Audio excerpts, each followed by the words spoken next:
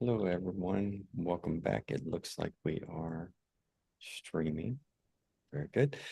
I'm Jeremiah Adams, a member of the Tampa Bay area Baha'i community, and we're here with Eileen Maddox and Peter Terry on this has been our weekly series going on for a few months now. Eileen, I'm sorry, which This is session number 6. session number 6? Excellent. And there are 2 more sessions, correct? 2 more to go. All right. So just a brief synopsis of what this activity is. So this is a running series on the Holy Bible, the Torah, Genesis to Deuteronomy, correct? Correct. And it is facilitated by Eileen Maddox. Eileen Maddox is an independent scholar who wrote and self-published her first book, 1844, Convergence and Prophecy for Judaism, Christianity, Islam, and the Baha'i Faith, which explored expectations in the West of the return of Jesus Christ and in the East of the return of the 12th Imam, the Promised One. And there's more information about Eileen and what she's done and her history and biography on our website at clearwaterbahais.org. And now a little bit about Peter Terry. He is an author, teacher, and scholar with 8 published books, 4 chapters published in books, and 50 papers available online. And so there's more that you can find out about Peter on the website as well. And now I believe I'm going to share my screen, and we're going to start off with some music.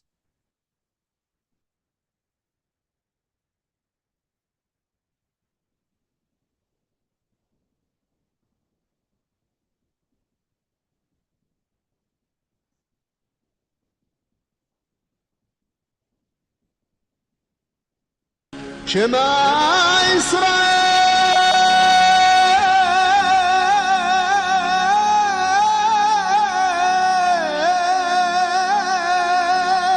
إسرائيل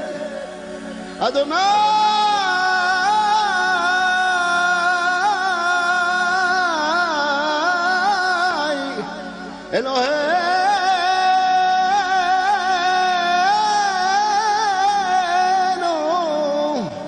أدوناي حد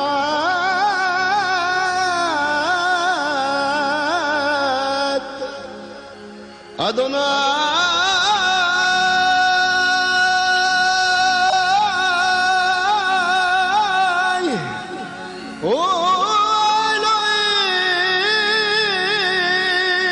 ألوهيم أدوناي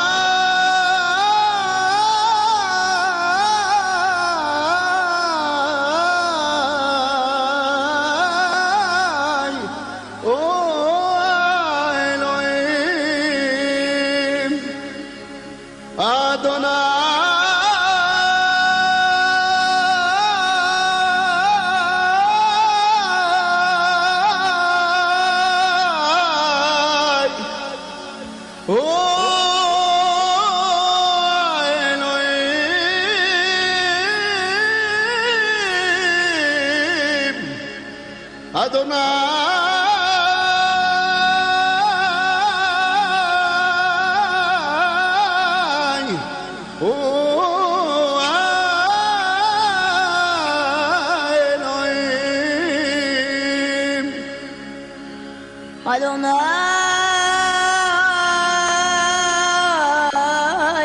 ملك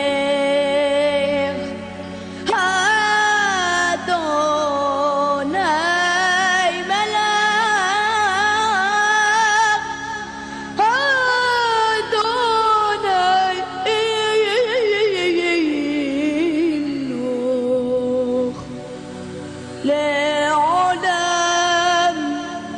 ضايع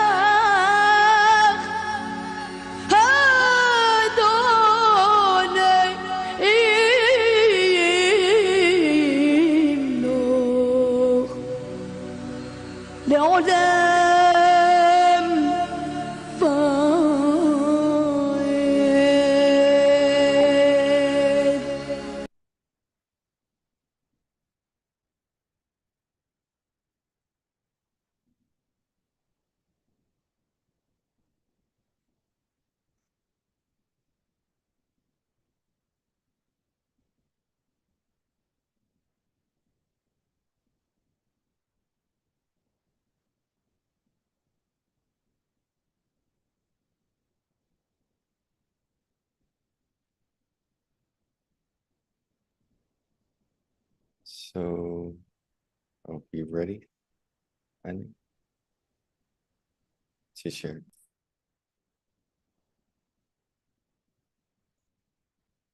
Okay. I think everybody can see this. Stars, heralds, proclaim the prophets of God. Now, this is the season where most of us do think about the coming of Jesus and how it was foretold. And I think everybody is quite familiar with the events. 3 Zoroastrian magi saw his star in the east and came to worship him. 30 years later, John the Baptist proclaimed him. As awesome as these events were, they were not unique to Jesus.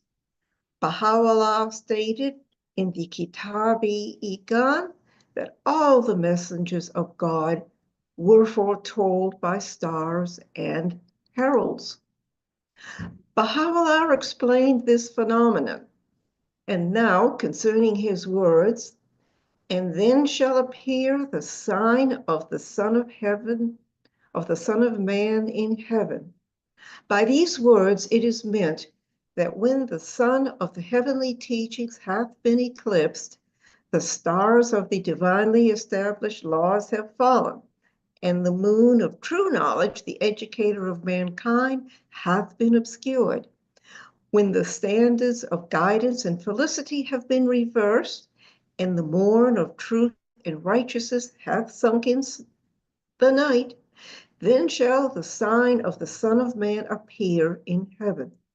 By heaven is meant the visible heaven, inasmuch as when the hour draweth nigh, on which the day star of the heaven of justice shall be made manifest, and the ark of divine guidance shall sail upon the sea of glory. A star will appear in the heaven, heralding unto its people the advent of that most great light. In like manner, in the invisible heaven, a star shall be made manifest, who unto the peoples of the earth shall act as a harbinger of the break of that true and exalted morn. These twofold signs, in the visible and the invisible heaven, have announced the revelation of each of the prophets of God, as is commonly believed. According to Baha'u'llah, the invisible heaven represents a religion or dispensation, and a harbinger is a person or thing that foreshadows what is to come. Baha'u'llah wrote, "Among the prophets was Abraham, the friend of God. Ere he manifested himself, Nimrod dreamed a dream. Thereupon he summoned the soothsayers, who informed him of the rise of a star in the heaven. Likewise, there appeared a herald who announced throughout the land the coming of Abraham. Here we have a star and a forerunner, but the forerunner is not identified. After him came Moses, he who held converse with God.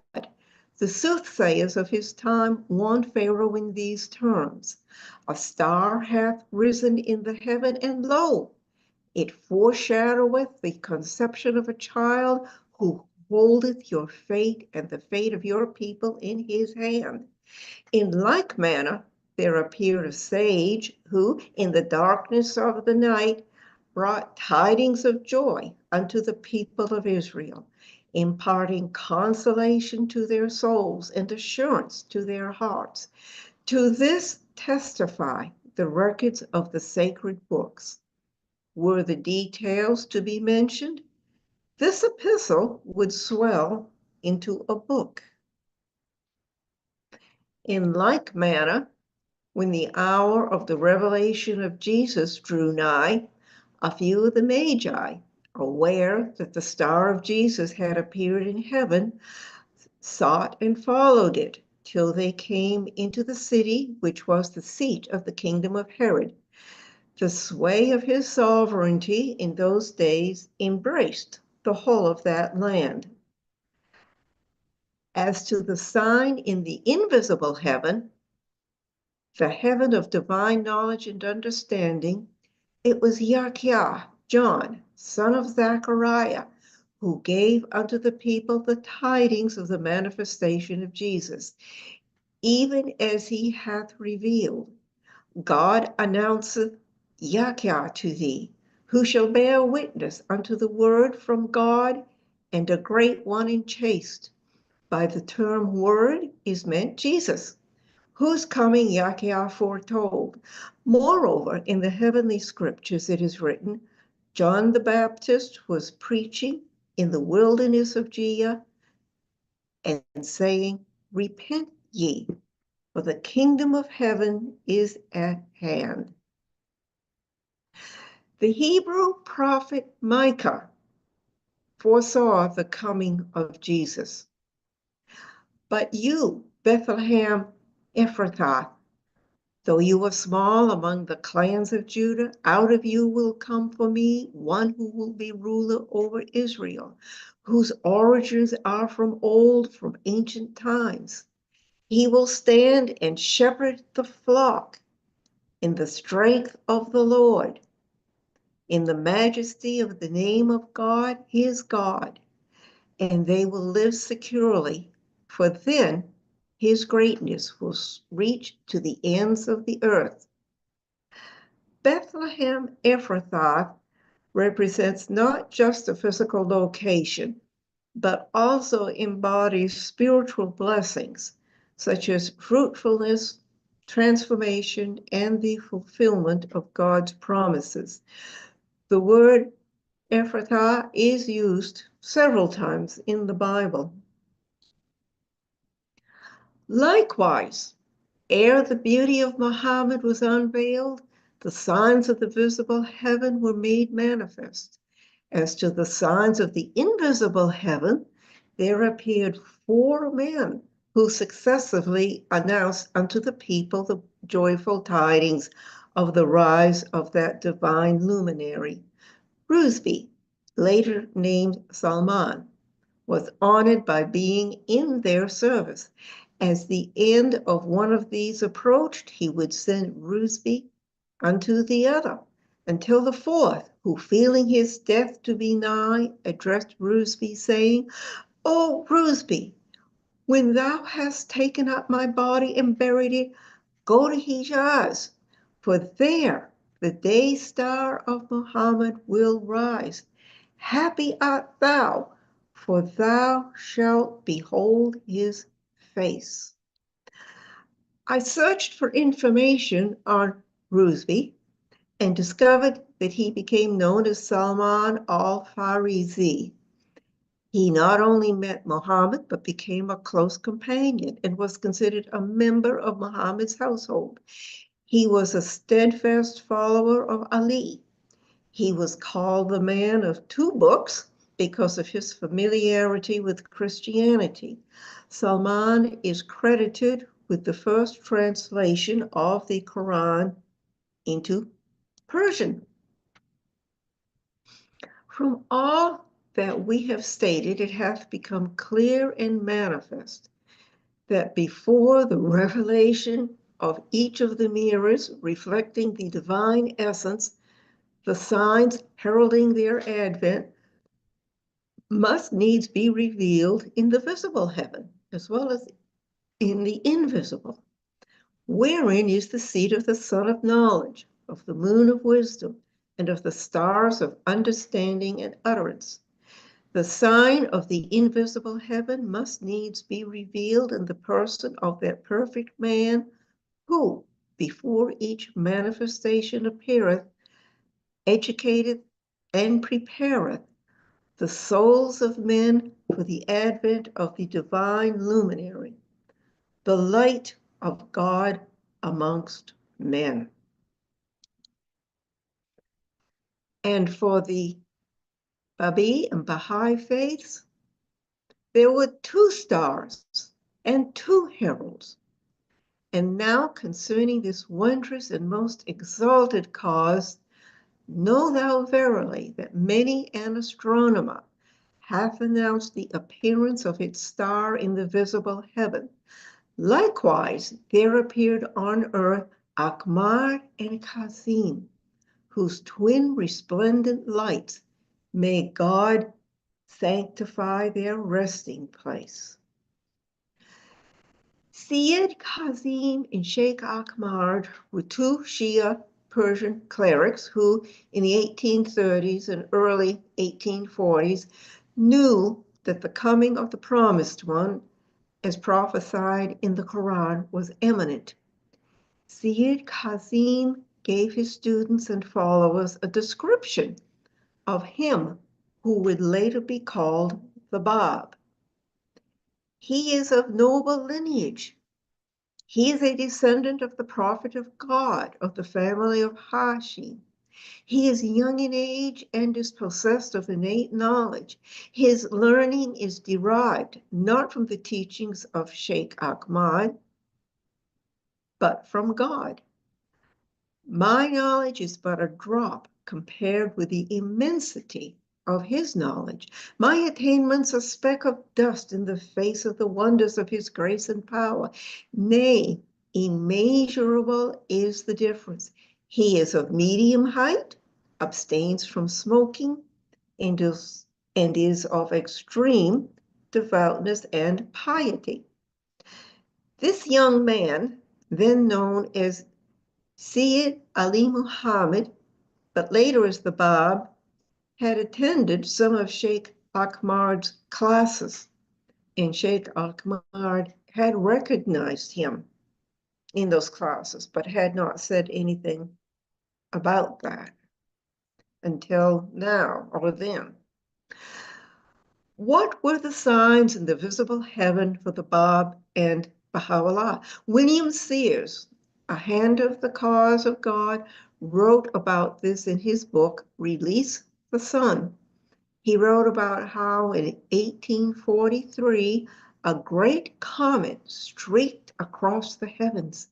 1 year before the declaration of the Bab, there were also halo-like rings around the sun that year. There was a comet named Biela that appeared every 6.6 years. In 1845, Biela's comet reappeared. The Encyclopedia Americana gives the following account of this event. Quote, "It was found again late in November 1845, and in the following month, an observation was made of one of the most remarkable phenomena in astronomical records, the division of the comet. It put forth no tail while this alteration was going on. Also, it had become binary, that is, 2, while under observation in 1846. It was during this time that the Bab and Baha'u'llah were in correspondence with each other. The comets returned in August 1842. This was the very month and year in which Baha'u'llah was cast into an underground prison in Tehran. It was also the 9th year of which the Bab had foretold that the Promised One of all ages and religions would come. Strangely enough, at the time of the reappearance of the twin comets in 1842, one half had receded far into the background, and my red light shows you this much smaller comet. The other half, though in a parallel orbit, now dominated the scene. Just so had the Bab, the herald of the Baha'i faith, passed into history, and the one whose coming he had foretold, Baha'u'llah, had assumed his mission. By 1872, The comets weren't seen in the place where they should have been, and that place was occupied by a swarm of millions of meteors, known as the Andromedid meteors. The two comets were no longer separate comets, but were mingled in one great shower of light, just as the faith of the Bab and Baha'u'llah are not separate, but are one in the light which they shed upon each other and the world.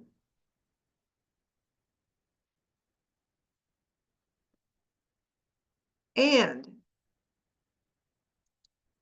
you may put any questions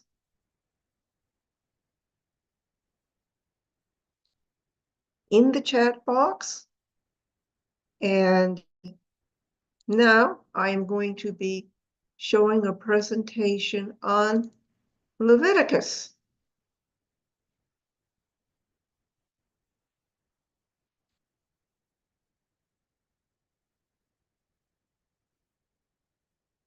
And I'm assuming that everybody can see this okay. Yes, we can. Thank you. Good. Leviticus, law, ritual, and righteous living. Leviticus is the third book of the Pentateuch. It's about laws, and more laws, which provided a religious structure to promote reconciliation with God. Sin had to be dealt with, and the laws of Leviticus paved the way. Leviticus does not have exciting stories, but Leviticus is very important to understand our religious heritage. It's a long book, and I can only present excerpts from the major themes. Also, I won't go into all the laws about ritual cleanliness, the clean and unclean, and so forth, because Jesus abrogated them when he said, "What goes into someone's mouth does not defile them, but what comes out of their mouth, that is what defiles them." The primary set of laws address the role of ritual service in worship to God.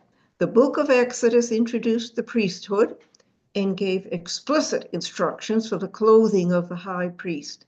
The first high priest was Aaron, the older brother of Moses. The priesthood provided structure for sacrificial worship. The high priest was hereditary through the descendants of Aaron.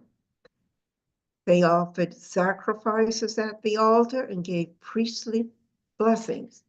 They represented the height of purity and holiness. They bore the names of all the tribes of Israel on the breastplate to represent all the people before God.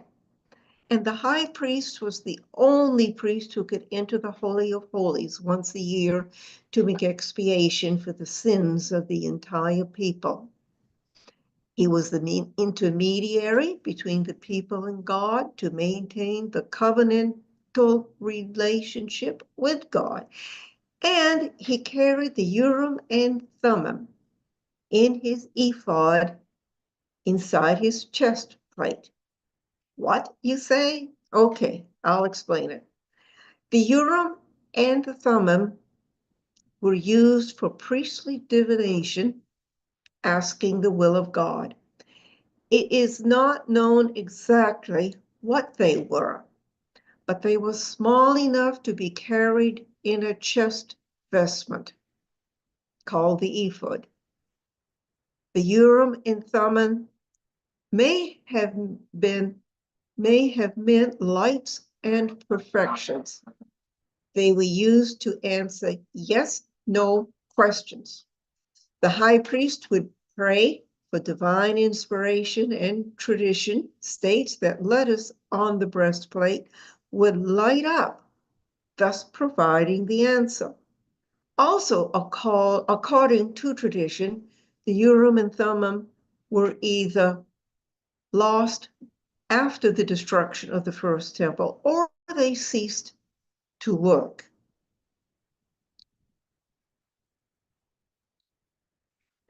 There was a three-tier hierarchy in the priesthood. The high priest, who was always a descendant of Aaron. The priests, plural, who are guardians of the Holy of Holies, offered sacrifices and instructed the people about the laws. These could be descendants of Aaron or not.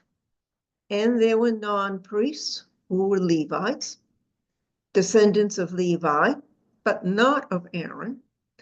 And they did the ritual slaughtering of sacrificial animals, provided music and singing, assisted the priests in various ways, and also instructed the people about the law. The book of Leviticus went into excruciating detail in 7 chapters about the priesthood and ritual sacrifice. And I hope you'll thank me that I have reduced this to 1 slide, because ritual sacrifice was abrogated by the martyrdom of Jesus. The 5 types of ritual sacrifice were the burnt offering, offered in total dedication to God by an individual or a congregation. The peace offering, to express gratitude, seek fellowship with God, or fulfill a vow. The sin offering, atonement and purging of a sin. The guilt offering, repentance by the sinner. And the grain offering, an expression of gratitude, dedication, and worship of God. There were at least 3 concepts underpinning these sacrifices that are worthy of note. First, the sacrificed animal, grain, or drink must belong to the person making the sacrifice. The thing being sacrificed is a substitution for the person making the sacrifice. The offered takes the place of the offerer. And the essence of sacrifice is to bring the person closer to God. If you read Leviticus, and I'm not urging you to, except for the Holiness Code, you will be reading an inordinate amount of information ad infinitum about the rules of ritual sacrifice and the roles and rules of the priesthood. Ritual sacrifice was set forth as a major aspect of Hebrew worship. Why? I suspect that this tremendous attention to and emphasis upon ritual sacrifice was to reinforce the absolute prohibition of human sacrifice, to turn the people's attention away from it, because yes, human sacrifice was an evil that would remain prevalent for a long time. The festivals and jubilees. Here we come into another aspect of Hebrew worship with an emphasis on community. The Lord said to Moses, "Speak to the Israelites and say to them, these are my appointed festivals, the appointed festivals of the Lord, which you are to proclaim as sacred assemblies. The Sabbath, once a week, Passover, Pesach in Hebrew, commemoration of escape from Egypt. The Feast of Unleavened Bread, the 6 days after Passover, that signified the sanctification of Israel.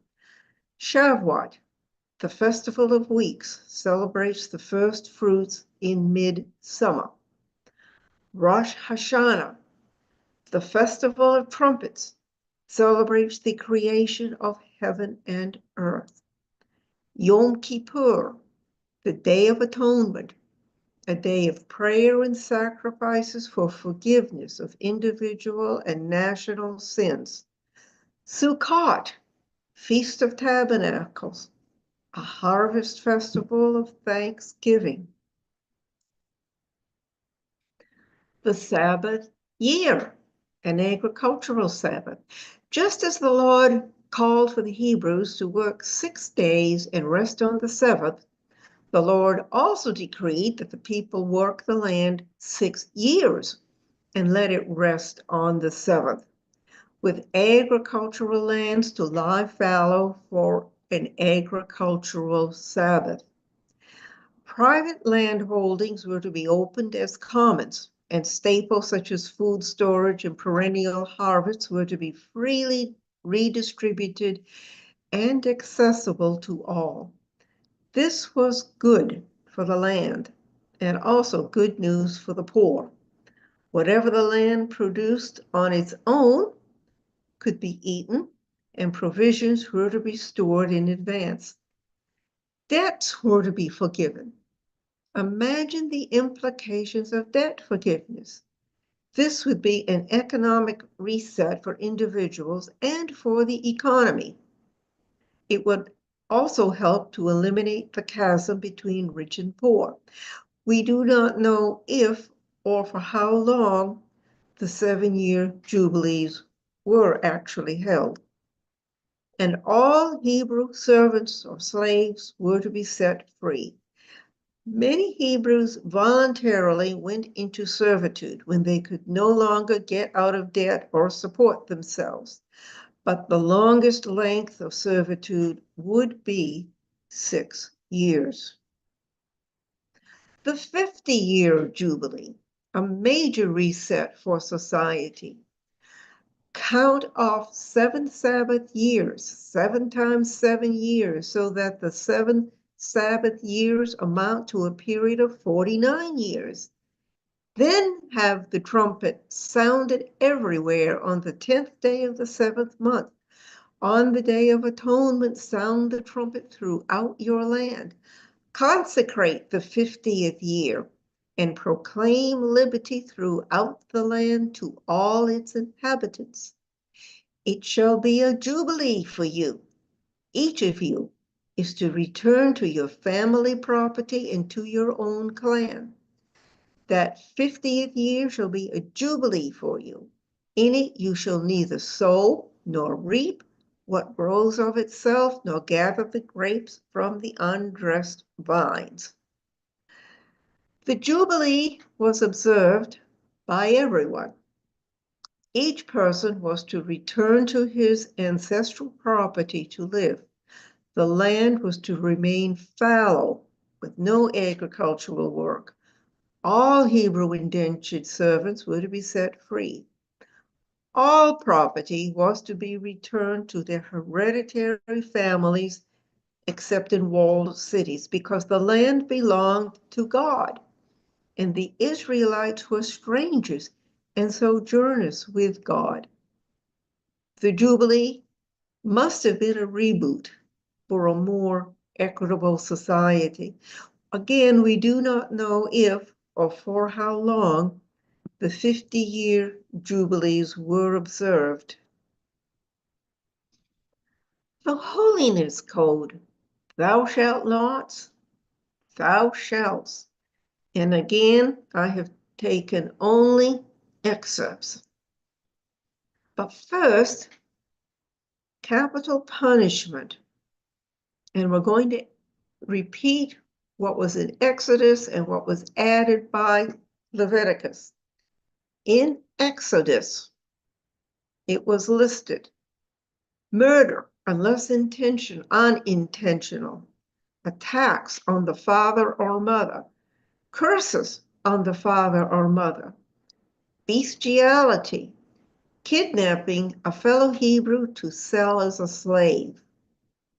And if an owner is negligent and his bull gores a person to death, maybe capital punishment, but sometimes restitution instead.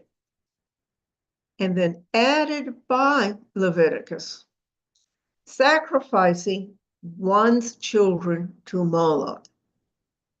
And this is repeated over and over in the Hebrew Bible. Practicing mediumship or spiritism, blasphemy against God. And this one, a priest's daughter if she becomes a prostitute. And You will thank me that I listed the shalt nots excerpted and all in one slide. But let's consider how this list might apply to our day. Lie. So much for our style of politics. Steal. Deceive one another. Imagine a day without a scammer trying to reach you by phone or computer hack with that offer that's, oh, sounds so good. Swear falsely by my name and so profane the name of your God. Do not use honest standards when measuring length, weight, or quantity. Turning to idols or making metal gods for yourselves. Idols are a huge topic. We could talk all day about the idols in our society. Materialism is the major idol for us. And could a metal god be that new car you want but don't really need? Or you're willing to put yourself in debt on a 7-year car loan?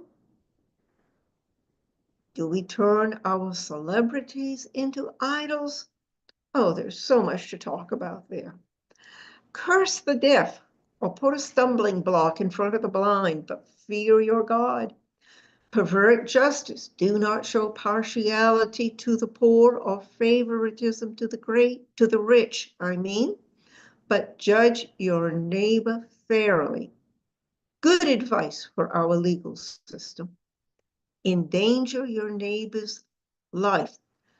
Pushing drugs, poisoning agricultural soil with toxic chemicals.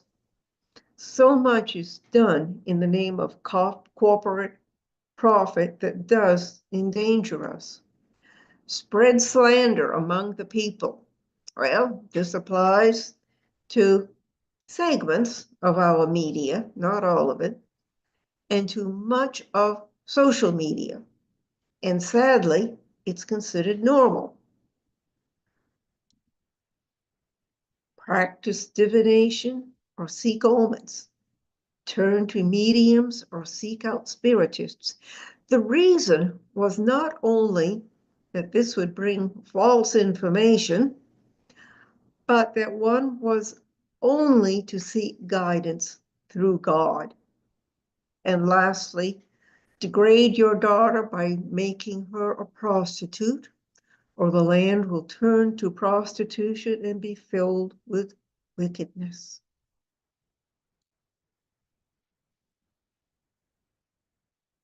And then on a more positive note,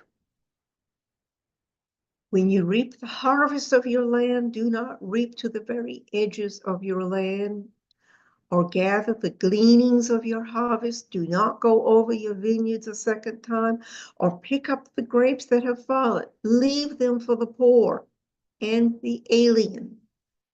I am the Lord your God. And fortunately today, we do have many safety nets for food.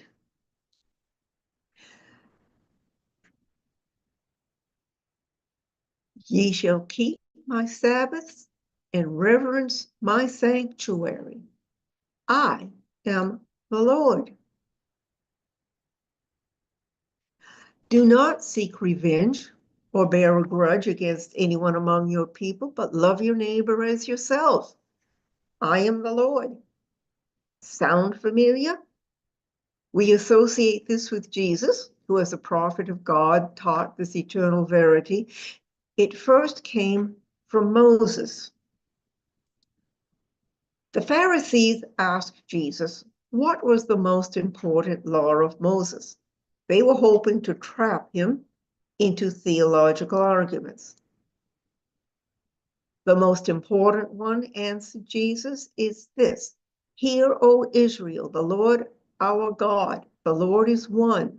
Love the Lord your God with all your heart and with all your soul and with all your mind. This is the first and greatest commandment. And the second is like it. Love your neighbor as yourself. All the law and the prophets hang on these two commandments. Stand up in the presence of the aged. Show respect for the elderly and revere your God. I am the Lord. I really like this one since I'm a senior citizen. Ha ha. But the stranger that dwelleth with you shall be unto you as one born among you, and thou shalt love him as thyself. For ye were strangers in the land of Egypt. I am the Lord your God. Dare I say that this applies to refugees coming into the United States or anywhere in the world.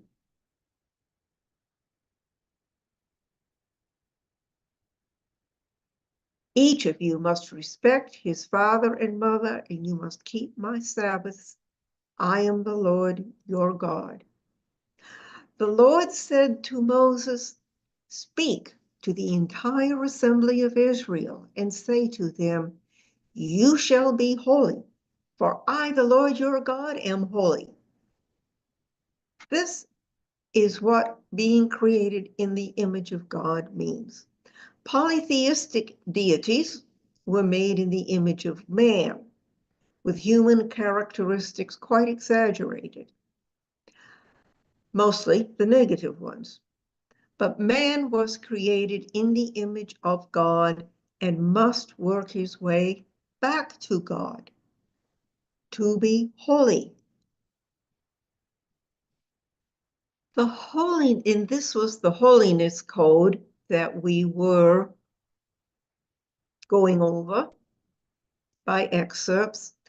And the last chapter in the holiness code addresses rewards and punishments. Rewards for obedience to God's laws and punishment for disobedience. Again, consider what might apply to our society, and you can put comments, questions in the chat. If you follow my decrees and are careful to obey my commands, I will send you rain in its season, and the ground will yield its crops and the trees their fruit. Your threshing will continue until grape harvest, and the grape harvest will continue until planting, and you will eat all the food you want and live in safety in your land. I will grant peace in the land, and you will lie down, and no one will make you afraid. I will remove wild beasts from the land, and the sword will not pass through your country. You will pursue your enemies, and they will fall by the sword before you. I will look on you with favor and make you fruitful and increase your numbers, and I will keep my covenant with you. You will still be eating last year's harvest when you will have to move it out to make room for the new. I will put my dwelling place among you, and I will not abhor you. I will walk among you and be your God, and you will be my people. I am the Lord your God, who brought you out of Egypt so that you would no longer be slaves to the Egyptians. I broke the bars of your yoke and enabled you to walk with heads held high. This was addressed to an agricultural society over 3,000 years ago and presented on a level that the people in their circumstances could understand. This was a people struggling to uphold the teachings and values of a new revelation from God while living in the midst of the polytheistic Canaanite people. And the section on punishment is as long as the section on obedience was relatively short. But again, I'm going to spare you, and I have taken just a few excerpts to give you the flavor. Punishment for disobedience. But if you will not listen to me and carry out all these commands, and if you reject my decrees and abhor my laws and fail to carry out all my commands and so violate my covenant, then I will do this to you. There will be sudden terror caused by anxiety, wasting diseases, and fever that will destroy your sight and sap your strength. I will punish you for your sins 7 times over. I will break down your stubborn pride and make the sky above you like iron and the ground beneath you like bronze. And I will bring the sword on you to avenge the breaking of my covenant. There will be plagues, food shortages, disunity caused by terror. There will be defeat by enemies who take over the land. I will scatter you among the nations and will draw out my sword and pursue you. Your land will be laid waste and your cities will lie in ruins. Then the land will enjoy its Sabbath years all the time that it lies desolate, and you are in the country of your enemies. Then the land will rest and enjoy its Sabbath. All the time that it lies desolate, the land will have the rest it did not have during the Sabbaths you lived on it. This sounds like the 7-year and the 50-year jubilees had not been observed, because only now would the land get its deserved rest. Yet in spite of this, when they are in the land of their enemies, I will not reject them or abhor them so as to destroy them completely, breaking my covenant with them. I am the Lord your God, but for their sake I will remember the covenant with their ancestors whom I brought out of Egypt in the sight of the nations to be their God. I am the Lord.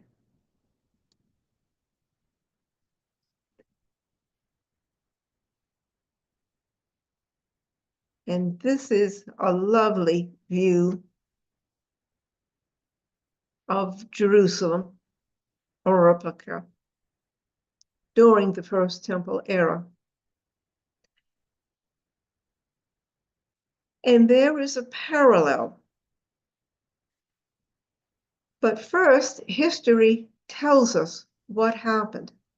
Despite God's warnings and the warnings of the Hebrew prophets, the people did not follow the divine decrees. The northern kingdom of Israel was defeated by the Assyrians, who deported 10 Israelite tribes into vacant land in northeast Mesopotamia. And the southern kingdom of Judah was defeated by the Babylonians, who sent many Hebrews into the exile in Babylon. The Romans finished the process by destroying the Second Temple and expelling most of the Jews into the diaspora. But God was still their God, and he still had a covenant with them.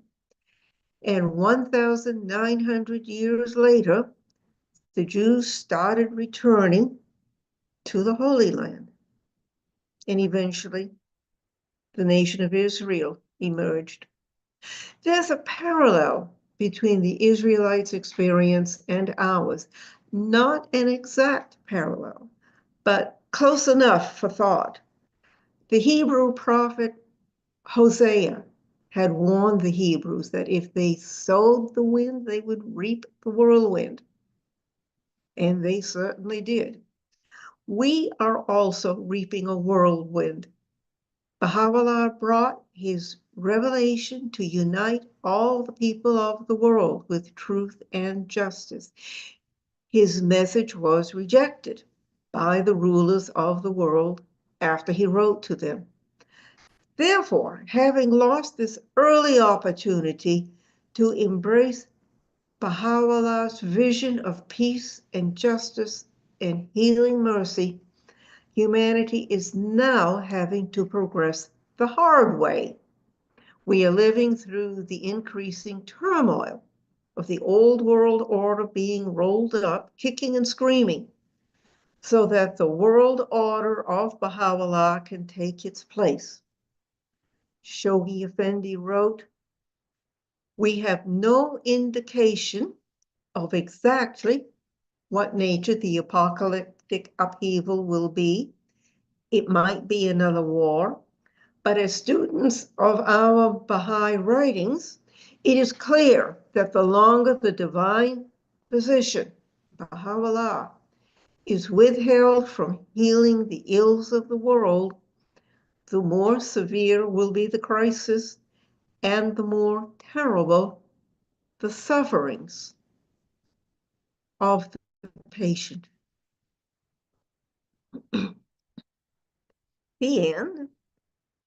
And you are most welcome to put any comments or questions in the chat box, and we will take a while to address them.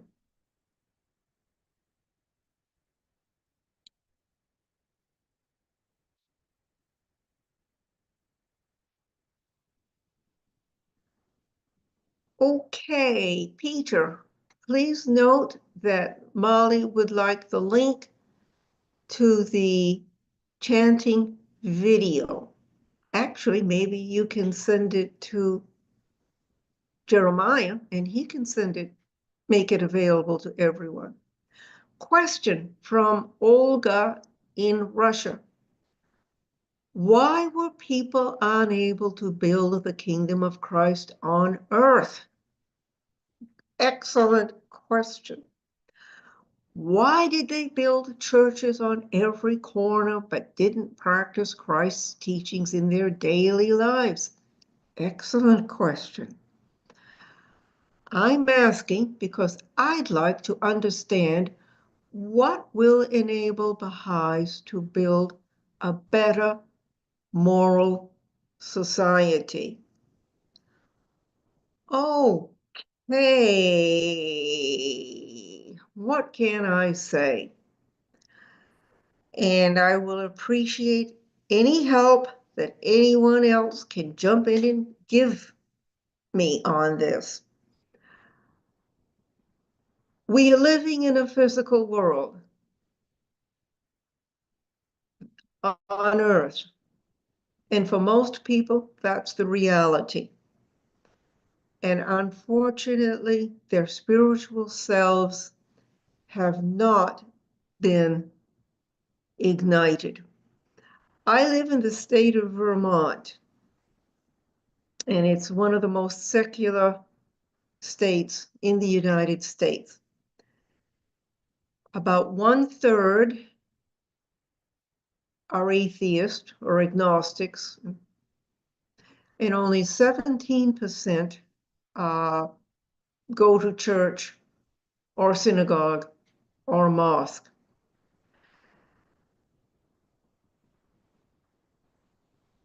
Jesus made it very clear that only the kingdom of God mattered, that you were going to die. Everyone was going to die. We can't take anything with us except ourselves. And yes, how do we get this across to people? Please, someone, jump in, raise your hand, help me. So you were just the Abrahamic codes and all that you were discussing, or no, Mosaic. That was when they instituted all the sacrifices, and so that way people could remember their material condition and how it relates to the Mosaic code. Okay, Jeremiah, exactly what was the question? Well, it was how do we make a spiritual world according with the Baha'i teachings? Oh, okay, okay. Prayers, morning and night. reading the Baha'i writings morning and night. For years, I did not read the writings morning and night. And I still remember what a tremendous change came over my life when I started reading the Baha'i writings morning and night. It might sound like a simple answer, but it really is profound. And that's what keeps us on our toes during our waking hours, so to speak, our spiritual toes, so that we're much more likely to smile and give a joyous hello to someone that we meet, whether we know the person or not. And that's certainly true in my building, a large apartment building where I don't know most of my neighbors by name, but I can still smile and wish them a happy day. And of course, the 10 Commandments were never abrogated. I think we need to keep that in mind. And if you really want an earful, eyeful, I should say, read the tablets of Abdul Baha. That is my study material at the moment for morning and night, and it really blows me away. So she continues, probably something truly biblical has to happen to shake the people and wake people up so that they start searching for ways to change their lives, because they will realize it is impossible to go on using the old ways anymore. Absolutely true. And the Baha'i writings go into that. I mean to say, in the past life was still tolerable. And while it is still tolerable, people tend to relax and don't want to think or change anything. These days, it's different, I believe. You are right. I agree.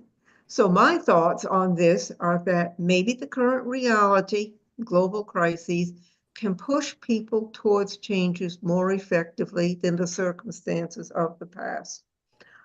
Also, we're going to be seeing increasingly more crises in this country. Now, what I am going to do right now, I'm going to put in the chat box my email address, and you can write to me, and you can get on the list to receive my newsletter once a week. Here it comes, I think. And I think in the next newsletter, I'm going to search out some appropriate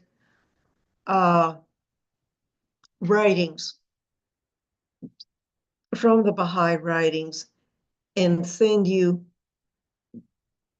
them to everyone who's on my mailing list.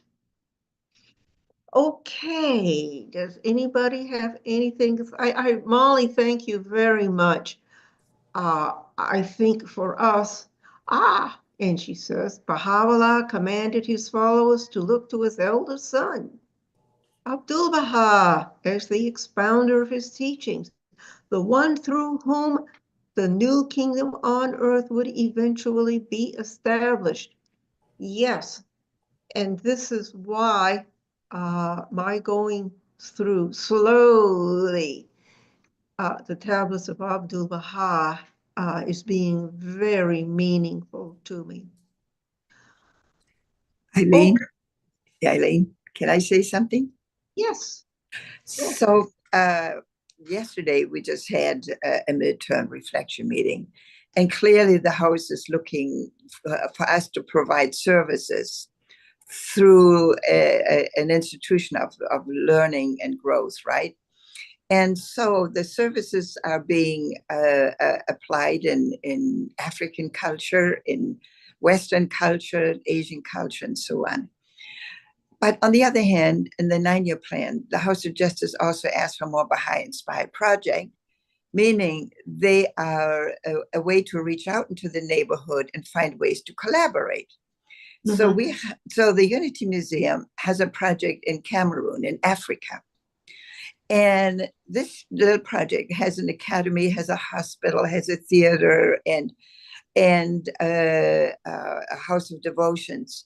There, the collaboration is in the village with a Sunni mayor, Mayor Sani, with Catholic sisters who are helping to teach sewing, and with the Baha'is who are the workers, or the sort of workers on the ground, right? So I think services of a variety of kinds. It's not just one kind of service. And what means Baha'i inspired, really? It means to collaborate, to bring what? The villages or the people together. Yes. And I think this little project is really a good example, even though only 40,000 people there, but it's an example. And so services are very important. Wait, I wanted to say, because you make a good point that this is about the world embracing vision, which is all this mosaic stuff you're talking about. Every 50 years, loan forgiveness. These are, what I was just listening to your response to what does the Baha'i writings offer, and you were just talking about the individual. And it's interesting enough, you talked about loan forgiveness. In Cameroon, when a parent dies, the children inherit the debt of the hospitals. And if they can't pay, in our case, it was $30,000. If they can't pay, they go to prison. There are lots of young people in prison because their parents, before they died, ran up. But they have a loan forgiveness program. Yeah. If you have a modest payment, they will forgive the rest of the loan. So some of those old laws are still very much so in place in different parts of the world. Okay, we do have to move along, but yes, debt forgiveness. That was in the Mosaic Code. Thank you very much.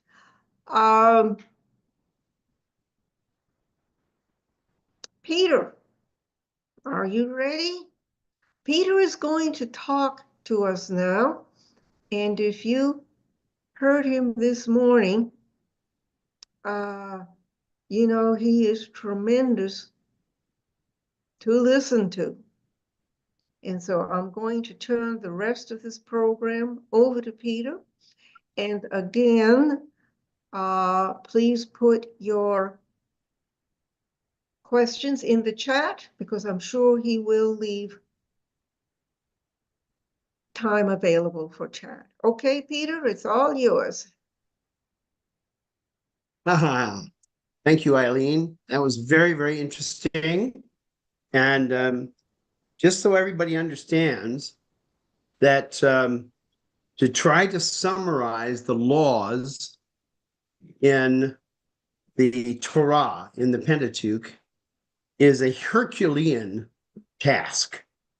And that's why if you go into any library and you seek for a book that will a concordance that will enable you to study biblical law, it's going to be several volumes in length.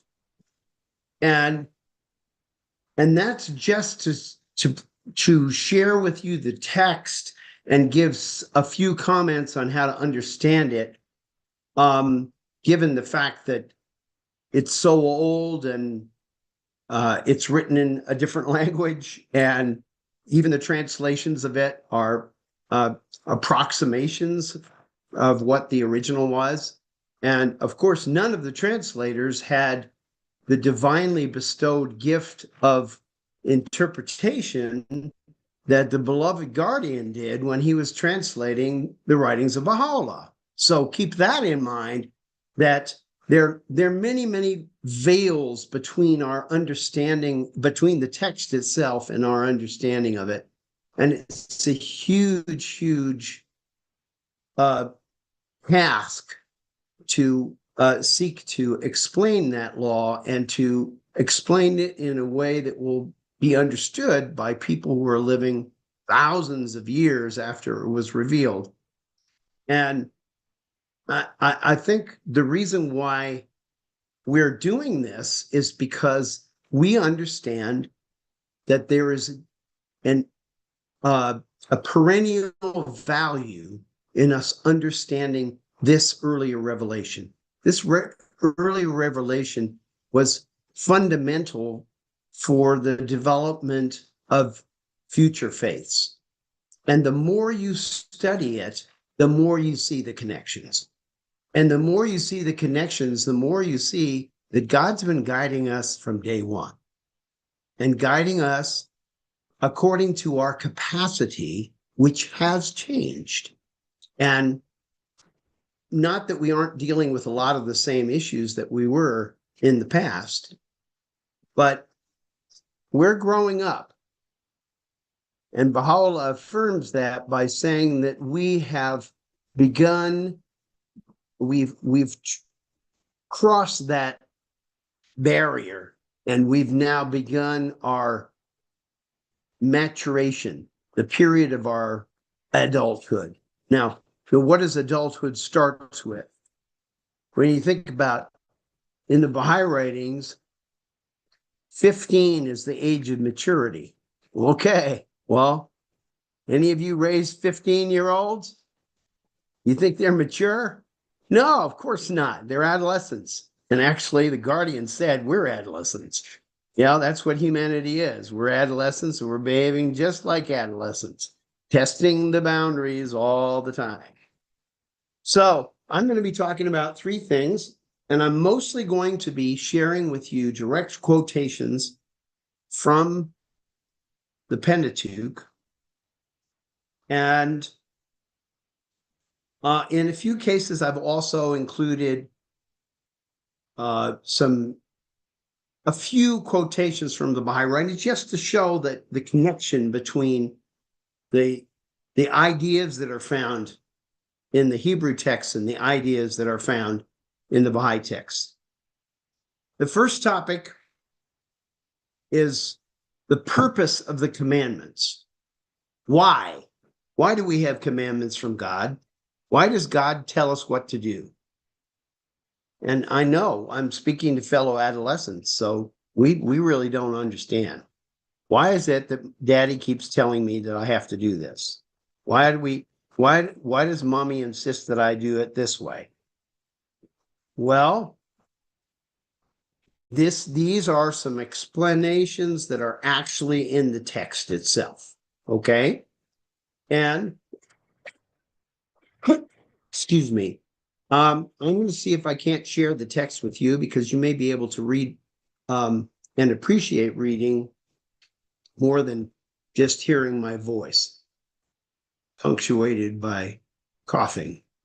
Okay, so just give me a second here and see if I can figure out how to do this. See, I'm going to share, and it's going to do this. And that worked. All right. So the first is the purpose of the commandments. The first text that I selected. There are undoubtedly many more texts that can be found on these subjects. But these turned out to be really pithy ones.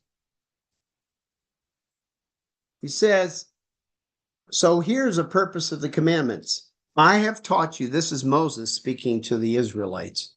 I've taught you statutes and judgments, just as the Lord my God commanded me, that you should be thus in the land where you are entering to possess it. 1 minute, please. I have to plug in my computer so it doesn't stop working. Okay. That will just take me a moment. And meanwhile, you could take a look at this screen. Okay.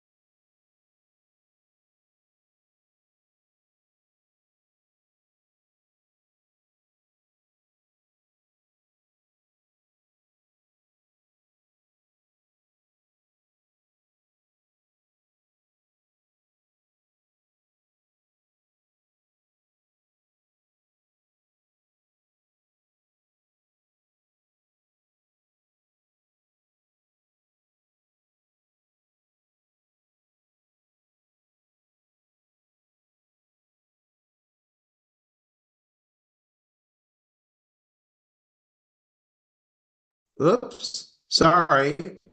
I've been talking to myself. So I'm going to read it again. See, I have taught you statutes and judgments, just as the Lord my God commanded me, that you should be thus in the land where you are entering to possess it. So keep and do them, so that your wisdom and your understanding in the sight of the peoples who will hear all these statutes and say, surely this great nation is a wise and understanding people. He's appealing to their pride. He is appealing to their self-interest. He's saying, you want to do this because it's going to turn out well for you. If you don't do it, that's the implication, then you're going to, and it's not just my implication. You will see the text of the Torah says this repeatedly. You follow these laws, all good things will come to you. You do not follow them, and all bad things will happen to you. Now, there's a connection between the purpose of the commandments and the covenant. And where I have a whole section on the covenant we'll come to later on.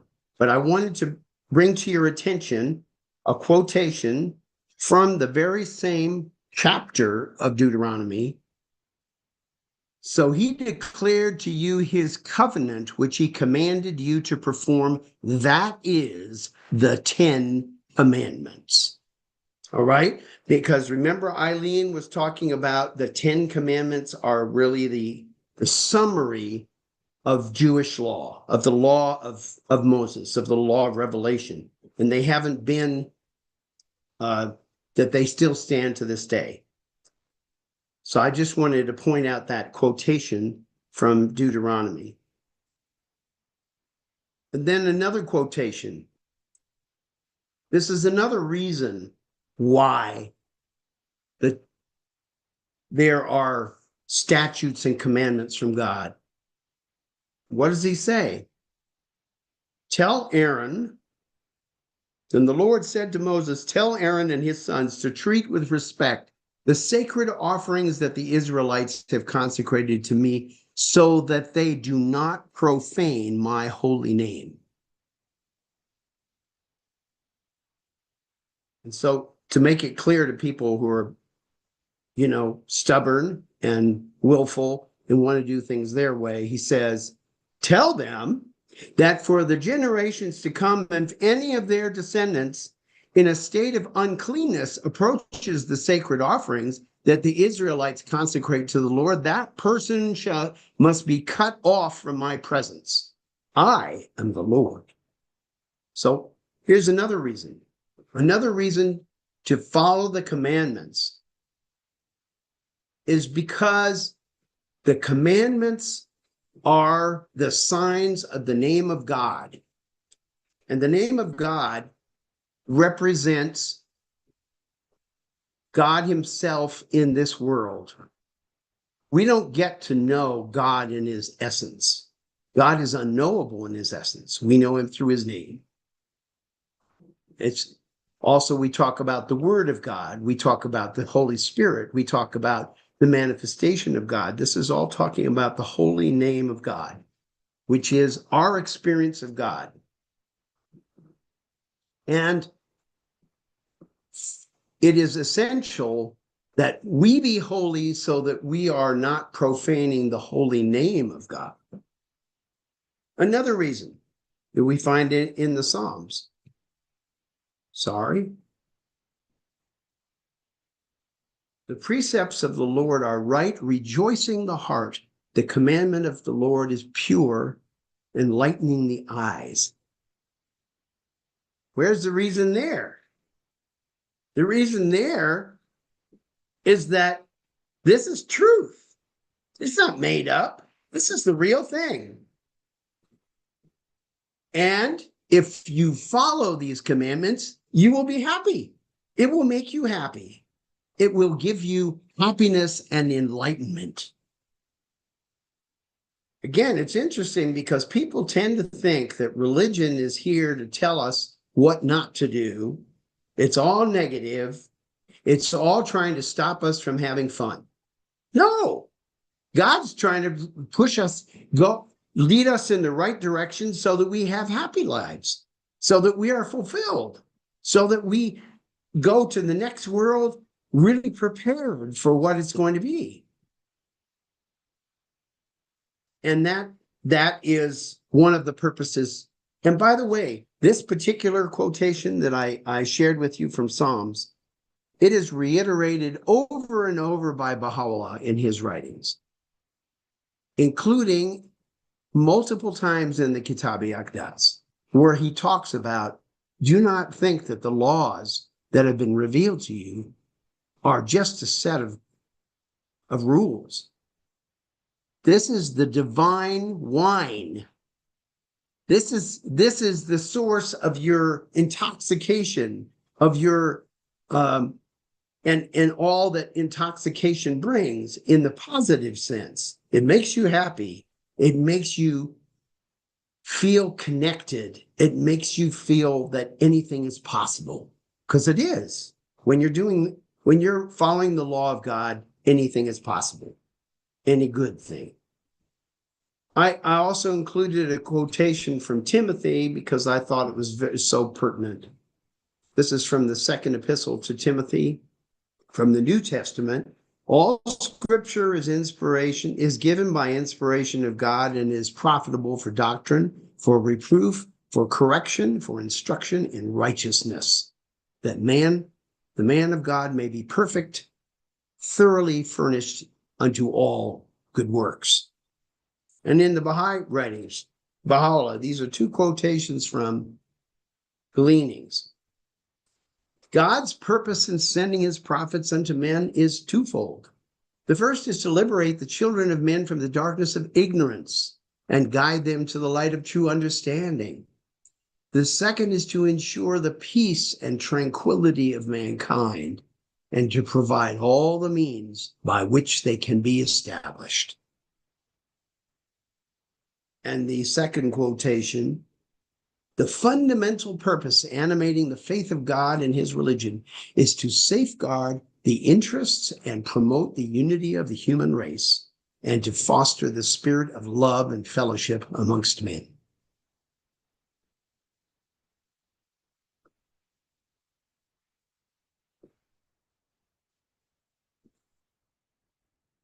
We could spend all afternoon talking about that one, of course. And there's much more that you can find both in the Pentateuch and also in the Baha'i writings on this subject of the purpose of the commandments. But I wanted to get to two more topics. One of those topics is the covenant of God, because we tend to think of the covenant of God whenever we talk about this in Baha'i context, of the covenant that Baha'u'llah made with his son, with Abdu'l-Baha, and therefore with his actual will and testament. But that is actually the lesser covenant. That's the covenant of the manifestation with his successor. The covenant of God, the big covenant, so to speak, is the covenant of God with all of humanity. And that has existed from all time and will always exist. And there are quotations to that effect in the Baha'i writings, also in the Quran. There's a reference to the eternality of this covenant. But here are some references to the covenant of God that are found in the Pentateuch. So the first one is from Exodus, and he says, and he took the book of the covenant and read in the audience of the people, and they said, all that the Lord hath said will we do and be obedient.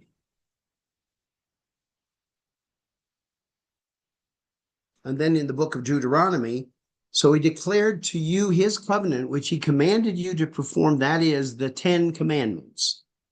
And he wrote them on 2 tablets of stone. And then also in Deuteronomy, the Lord our God made a covenant with us in Horeb. The Lord made not this covenant with our fathers, but with us, even us who are all of us here alive this day. There he's talking about the covenant with Moses, right? And we'll get to this later because the next theme is going to be progressive revelation, where we will see that in the text of the Pentateuch, progressive revelation is taught. This is important for us to understand. When we're teaching people who are not Baha'is, we do a lot of teaching each other, which is wonderful. But when we're actually teaching the faith to somebody who's not a Baha'i, we need to know what they believe and what their scriptures teach. And by the way, those two things could be very different, because there are a lot of people who think they know what their religion teaches, but they have never read the book, or they only read it when they were kids, confirmation lessons, they did catechesis when they were little, but they've forgotten, or they just have not renewed that knowledge. And boy, is it impressive when you know the scriptures of the person you're talking with better than they know it themselves. Now they're paying attention because they're learning about their religion from you. So on the theme of the covenant of God, I wanted to bring in a few references from the Baha'i writings so that you understand that the idea of this covenant is not, in the Baha'i writings, is not restricted to simply the covenant of Baha'u'llah with Abdu'l-Baha and with us, providing us with an interpreter. In the preface, the exordium of the Arabic hidden words, Baha'u'llah writes, "This is that which hath descended from the realm of glory, uttered by the tongue of power and might, and revealed unto the prophets of old." By the way, that includes Moses. "We have taken the inner essence thereof and clothed it in the garment of brevity, as a token of grace unto the righteous, that they may stand faithful unto the covenant of God, and may fulfill in their lives his trust, and in the realm of spirit obtain the gem of divine virtue." In his tablet to Pope Pius IX, Baha'u'llah wrote, "Blessed the one who hath remained faithful to the covenant of God, and woe betide him who hath broken it and disbelieved in him, the knower of secrets." And in the Kitab-i-Aqdas, Baha'u'llah writes, "Recite ye the verses of God every morn and eventide. Whoso faileth to recite them hath not been faithful to the covenant of God in his testament. And whoso turneth away from these holy verses in this day is of those who throughout eternity have turned away from God." Someday I hope to give a talk on this subject of the recitation of verses of God every morning and eventide. This has been part of the law of God, maybe forever, but certainly for many dispensations. We find this actually described in the Pentateuch. So that looks at the covenant of God, and we see the covenant of God existed in the Pentateuch, and it exists in the Baha'i writings. It also exists in the dispensation of Jesus, dispensation of Muhammad. There are many references to that covenant of God. And there are a lot more in the various books of the Bible as well. And when I say, for example, the prophet Jeremiah talked a lot about the covenant. And he talked about both this covenant of Moses and a new covenant that would come into existence, which is referred to in the New Testament by New Testament authors. Now we come to progressive revelation. So the first revelation of God to humanity is to Adam. And what is Adam told? Be fruitful and multiply and replenish the earth and subdue it. and have dominion over the fish of the sea and over the fowl of the air and over every living thing that moveth upon the earth. And God said, behold, I have given you every herb bearing seed, which is upon the face of all the earth, and every tree in which is the fruit of a tree yielding seed. To you it shall be for meat. This is, remember, this was written in the 17th century. For meat, it means for nourishment, for food. So this is God's command. This is his covenant as revealed to Adam.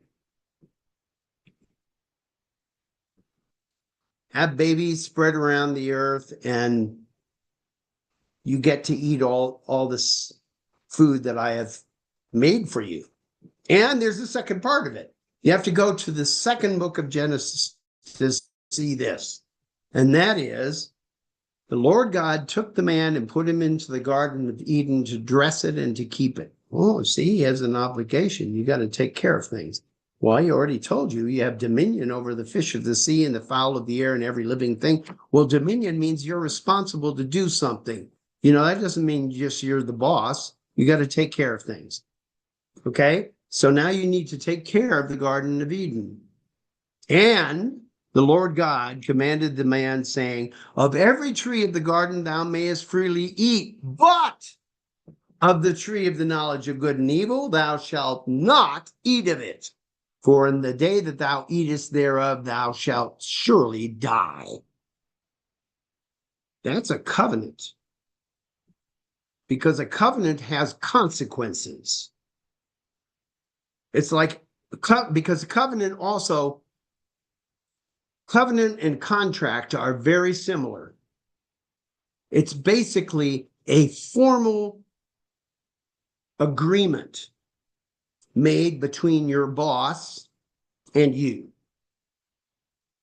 or between two other parties that maybe have some other thing connection. But in this case, it's our boss and us. Now, all right, so that's what the covenant as it was found in the time of Adam, and that's the beginning of progressive revelation, okay? And then the next step is what? It's Noah. Why is this important? Because this is the covenant that God made with Noah after he got so annoyed with humanity, he got rid of most people. See, because he had created this human being who was to be in his image and likeness, who then did everything but be in his image and likeness. So when he's addressing himself now to Noah, he says, be fruitful and multiply and replenish the earth. Okay, that sounds like pretty much the same story that he gave to Adam. So what's new about it? How is it progressive? It's progressive because then the whole rest of that paragraph talks about specific things that Noah needs to do and his descendants need to do that are going to be part of this new progressive revelation from God. Okay? Now he says, every moving thing that liveth, remember before in the first covenant, you eat all the fruits of the tree and the herbs of the land. Now, every moving thing that liveth shall be meat for you. Even as the green herb, I have given you all things. But you're not to eat the blood of the meat. Now, isn't that interesting? Because what is the major principle of kashrut in Jewish practice of observing kashrut? It's that you don't eat meat with the blood. You remove the blood.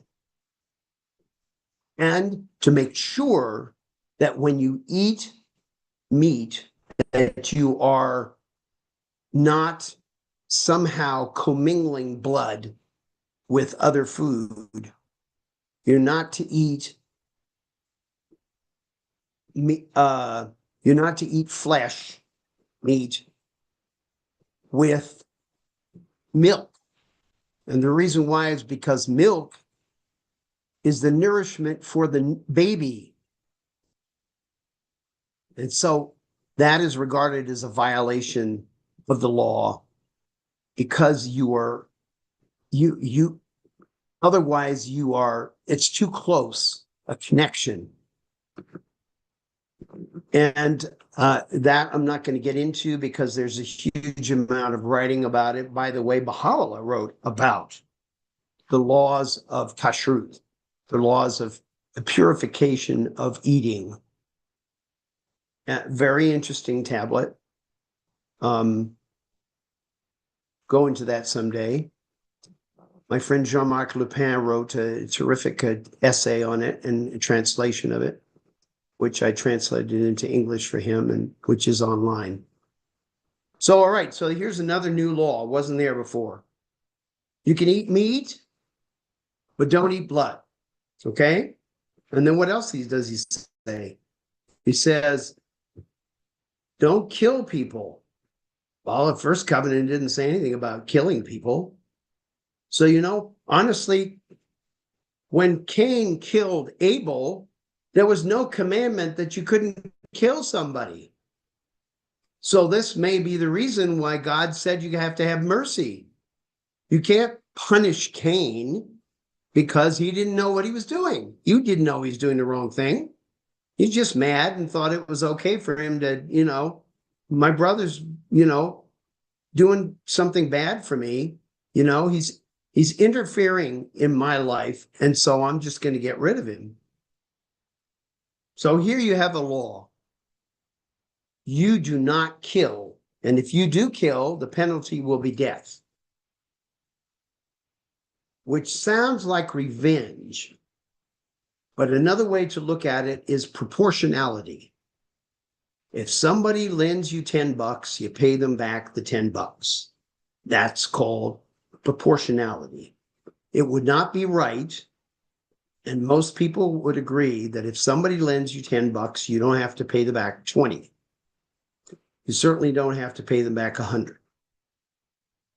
That became a big issue in Revelation. There are all kinds of revealed laws about controlling basically the human greediness. I lent you $10 and I expect you to pay back with interest. But here, if you kill, then you deserve a death penalty. And then he says, what does he say? Right here. He says, I establish my covenant with you and with your seed after you and every living creature that is with you, of the fowl, of the cattle, of the beast, every beast of the earth with you, that all that go out of the ark, from all that went out of the ark. Okay. And he says, I will establish my covenant with you. And what is that covenant? What is the most important provision of the covenant of Noah? That he's not ever going to do this again. Neither shall all flesh be cut off anymore by the waters of a flood, neither shall there be any more be a flood to destroy the earth. This is a token of the covenant which I make between me and you and every living creature that is with you for perpetual generations. And the symbol of that is the rainbow. So that's the covenant of Noah. Then you come to the covenant of Abraham. And he says, I will make my covenant between me and thee and will multiply thee exceedingly. So you see again, this whole thing of multiplying, having lots of kids and multiplying and spreading all over the earth, that's in all of these covenants. And he says, behold, my covenant is with thee, and thou shalt be the father of many nations. And I will establish my covenant between me, and thy seed after thee, and their generations for an everlasting covenant, to be a God unto thee, and to thy seed after thee. And what are the provisions of that covenant? The the principal provision of that covenant are twofold. One is that God has promised a certain land to the descendants of Abraham. And that as a sign of that covenant, that specific covenant with the offspring of Abraham, is they are to have circumcision. This is why we have circumcision. So then you have the next covenant, and with that, I'll end my talk and welcome your questions. And this covenant is the covenant of God with Moses. And you see now, this covenant is by far the most detailed. Most of the text of the Pentateuch, of the other 3 books of the Pentateuch. I'm sorry. Are about this covenant, the covenant with Moses, the covenant was specifically with the Israelites. You see, the first covenant was with all of humanity through Adam. Then the second was Noah with all of the new humanity, the new crop of human beings that are coming into existence. The third is with Abraham and his descendants. The fourth is this covenant now with a subset of the descendants of Abraham who were imprisoned in, they originally came to Egypt voluntarily, and eventually they fell into slavery, and then they were liberated from slavery and came to their promised land and returned to their promised land. That's the idea, is they're coming back to the same problem. They're held by the covenant of Abraham, but there's a new covenant, and the new covenant has many more provisions, much more taxing, because this time you're going home and you're going to stay there, and you need to follow certain rules, and those rules become the whole legal code. This becomes a national code, right? No, it's not, and it's governing people who are much more mature and they have a much greater capacity. So I quoted to you from Exodus here, where he talks about this. He talks about the miraculous events that will happen that will enable this people to come into a new land and actually settle there, and then the requirements. And their requirements are very stringent because he expects them to actually follow the laws. And so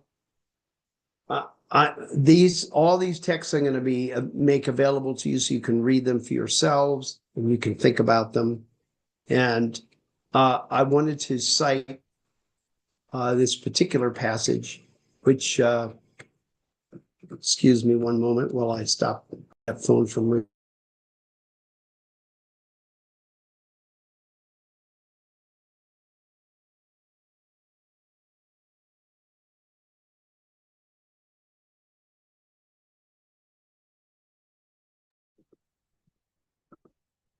There, so now this last passage that I quoted you from Deuteronomy 31 is where Moses is concluding all his statements.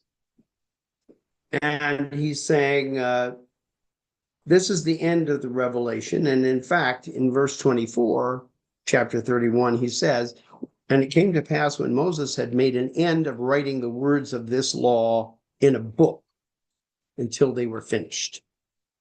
All right. So this is the end of the story. And this is one of the reasons why Deuteronomy, being the last book specifically associated with Moses, that, traditionally it's been believed by Jews that Moses actually wrote the books of the law. Now, whether he actually did or not, is very much of a questionable thing. Just because people believed something for centuries or even millennia doesn't mean it's true. But whether it's true literally or not, there's certainly this very important association between Moses and those books. And why is that important is because it ties them all together. And it gives us a very clear understanding that these things are not a jumble. This is not a potpourri. This is actually consistent. And this is what we see. The teaching of progressive revelation is not spoken of in the Bible. It's demonstrated in the Bible. It's right there. And so when Baha'u'llah makes reference in the Kitab Yagan to the successive revelations of the manifestations, he's talking about a concept that's already familiar to anybody who's Jewish, Christian, or Muslim. They understand that God's been speaking to us over a long period of time, and that each time he speaks anew, he's got some new things. He's going to reinforce a lot of what was said before, but they're new commandments, and that those new commandments are those which are specially suited to us in this day. We weren't ready for them previously. And what comes after may be very different, because the people of another time will require something else. So I've given you, hopefully, an express look at these three themes: the purpose of the commandments, the covenant of God, and progressive revelation as it's found in the Pentateuch. And now I invite your questions, your comments, and anything you want to say. I will stop share so you can see my face. I don't know if you can see my face. Can you see my face if I'm sharing? No, probably not. Not that I'm so handsome. No. All right. So now you can see me, and now I can see you. Now that's the really cool thing. So, let's see. Who would like to? Let me see. Maybe I ought to turn this over to Jeremiah, because there looks like a bunch of people have written comments, and but there might be people who are raising hands or want to say something. I want to make sure that whoever wants to speak gets an opportunity. Okay? It may be that the people who wrote comments have already said what they need to be said, and they're not looking to actually say something here. So, yeah. So if you... Hi, Sharon. Yeah, go Would you ahead. like to go ahead and explain your comment? And then we can move on quickly to the next one. Yeah, no, it was just that the previous chat stated something like, and people, I think it said, and people are always telling us what to do, etc. So the one previous. So I just want to make the point that there's a lot of talk about increased consciousness and awareness, and one of the terrible accountabilities, if you will, in becoming an adult.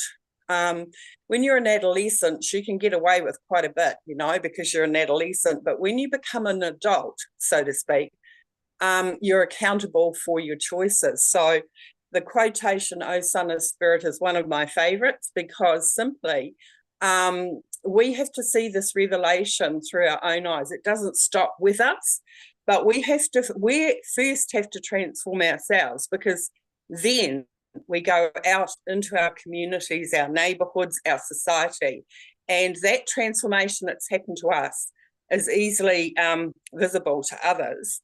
And that's part of that magnetic attraction, so that you can then share this message with other people. That's very humble and simple, But my point is that I think too many people listen to too much garbage today, and we have authoritative texts, we have a straight path, we have a perfect compass, and we have the responsibility, each and every one of us is seeing that through our own eyes. And as you know, we're a very diverse bunch of people, and we can have unity in that total intellectual, psychological, physical diversity in this revelation. That's one of the most majestic things about it, because it can unite us, because we don't all, we're not all on the same level of understanding, yet the power of this faith can unite all of that under a tree, so if you will, Pahutakawa tree for me, and that we can have those we can have that diversity, but we're brought together under this one framework. So sorry for the dialogue, but I was just trying to say to that person, don't let people tell you what to believe or not to believe. You're growing up into an adult, see it for yourself, go to the writings, go to the authorities, and go on this path of learning. And it's not to say that at every stage what we're seeing or believing or trying to practice is right, but there is the grace of God, and if we turn our face to that, we do get guidance. Thank you for your time, friends. A lower path.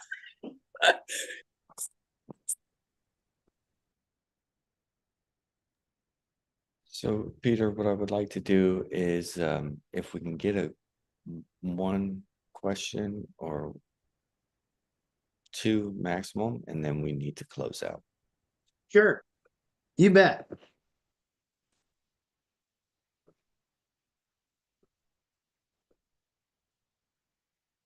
So one question I do have from social media is, how do we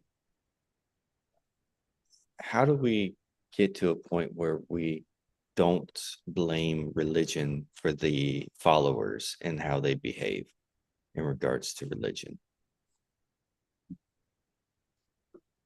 Yeah, that's a good one. Well, people who don't like religion are going to continue to blame it, right? And in fact, there's it's very interesting conversation that was recorded by an early Baha'i, very exceptional individual, who became the grandfather and then the father and grandfather of Hands of the Cause. And this man had a conversation with Baha'u'llah, and he says, so when are things actually going to happen? You know, when are we going to see this golden age that, you know, has been promised for so long? And Baha'u'llah said, before that happens, people are going to turn against religion, because they're going to say religion has caused all these fights. If you get down to the bottom, these religious people have been making life impossible for us because they're arguing over theology, and they squabble, and they are so passionate about their points of view that they kill each other over it. And you only have to look for about 1 second out there in the world to see that Baha'u'llah is describing what's happening right now. You've got people who are calling themselves Orthodox Christians in Russia killing Ukrainians. In the name of what? In the name of religion, in the name of God. We are right and you are wrong. The Middle East is full of this nonsense. Muslims have had very strong hostility towards Jews for a long, long time. And now Jews are fighting back. So you have war. It doesn't really matter where you look, you see the same thing. Tremendous amount of conflict, which is motivated by people's belief systems, most of which are basically religious. So Baha'u'llah, what is he doing? He's trying to replace religious fanaticism with the true message of religion, which is love, which is unity. That's what religion has always taught from the day one. but that's not the message we walked away with. And so, if people criticize religion, we shouldn't take it personally. We really shouldn't. We shouldn't be like, no, you're wrong. Religion is good. No, most of the time it's been bad. Okay. Let's just admit the fact that people on the basis of religion have done awful things. Once we can admit that, then we can say, so what is there in religion that is good? And do we need it? And one of the things that was interesting about this conversation this man had with Baha'u'llah was that Baha'u'llah said, people will try to live without religion, right? After blaming religion for all these bad things, they're going to try to live without it, and they're going to realize we can't. We can't. And it makes sense because we need to have a source of unity and a source of guidance for all of humanity. And where are we going to get that? Whenever we've tried to do that amongst ourselves as human beings, that leads us to war too.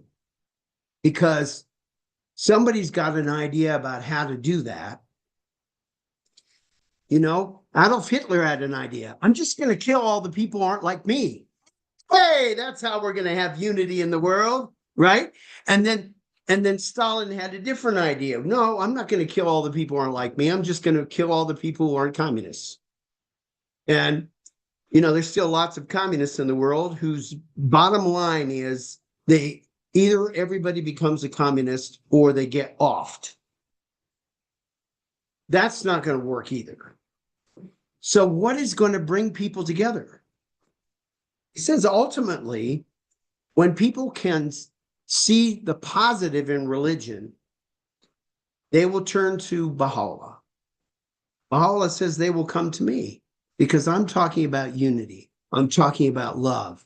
I'm talking about appreciating everybody for who they are. And that's been God's message from day one. But we didn't understand him. We didn't act like that was this message. We acted like he wanted us to be at each other's throats. So that's my response to this, is that don't take it personally. Empathize with the person who is against religion. Empathize, because there's plenty of room for us to agree with them, but then help them to understand that there is truth in religion, and that truth, don't wash the baby out with the bathwater. Thank you, Peter. Thank you, Eileen. Eileen, do you have any last comments that you would like to say, and then we can close out? Oh, what comes to me is, when all else fails, read the manual. And the manual is the Baha'i writings.